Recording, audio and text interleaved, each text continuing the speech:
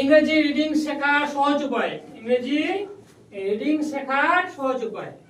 এ থেকে জেড পর্যন্ত মোট লেটার বা বর্ণমালা হচ্ছে 26টি, তাই না? অলবেট মোট 26টি। 26টির মধ্যে 5টি হচ্ছে ভাওয়েল, 5টি ভাওয়েল, 21টি হচ্ছে কনসোনেন্ট এবং তার মধ্যে 2টি হচ্ছে সেমি ভাওয়েল। সেমি হলো কি কি?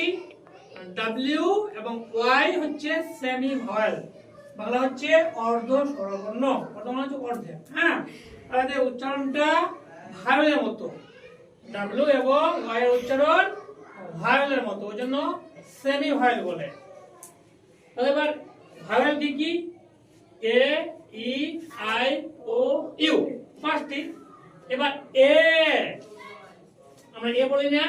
হ্যাঁ, তাহলে সি ভি সি, সিভিসি মানে হচ্ছে consonant plus vowel plus consonant. তাহলে এখানে কি আছে? প্রথম লেটারটা কনসোনেন্ট, তারপর লেটারটা কি আছে? ভাওয়েল, তারপর লেটারটা আবার কনসোনেন্ট। তাহলে C V C, consonant plus vowel plus consonant.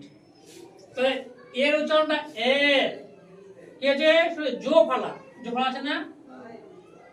A, v r d bat, m a n man, r a t red.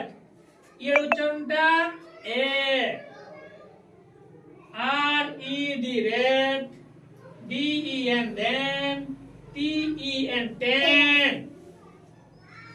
তাহলে এটা একার উচ্চারণ বোঝাচ্ছে, এটাও একার উচ্চারণ বোঝাচ্ছে, এটা জোফালা বোঝাচ্ছে। জোফালা যেমন বলে না ব্যবহার করি, তো তখন কি হয়? বই জোফালা, বই জোফালা, এটা বেব, ওই জোফালা। এটা এটা শুধু একার, আমরা একার দিই না?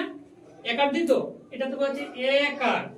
তারপরে আই তো হচ্ছে রস্য ই, আই হচ্ছে রস্য ই। ঋষিকার দিই না আমরা? কই ঋষিকার, কই ঋষিকার। হ্যাঁ, এটা ঋষিকার। Big, v i g, big, b i g big. তাহলে বই ঋষি গো বিগ। তবে hit, h i t hit, আর d i d ডিট।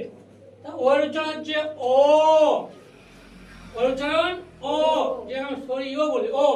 Dot, d o t dot, g o t god, l o t lord. এর উচ্চারণ হচ্ছে আ, এর উচ্চারণ আ। আ তো হচ্ছে আকার, আ তো হচ্ছে আকার, আকার। ঠিক আছে?